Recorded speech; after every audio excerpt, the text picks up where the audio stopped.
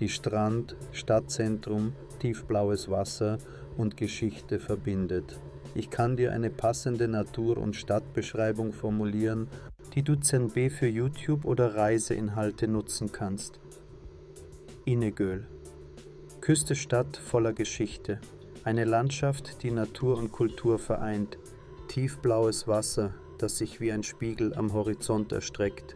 Weite Strände, die zum Verweilen einladen, und eine Stadt, deren Zentrum voller Leben ist. Zwischen historischen Gassen und modernen Plätzen spürt man die Geschichten vergangener Zeiten. Die Umgebung von Inegöl ist reich an grünen Wäldern, frischer Bergluft und Orten, an denen Tradition und Gegenwart harmonisch ineinandergreifen. Inegöl liegt zwar nicht direkt an einer Küste, es ist eher für seine Berge, Wälder und das berühmte Inegöl-Köfte bekannt, aber ich verstehe, dass du eine atmosphärische Beschreibung suchst.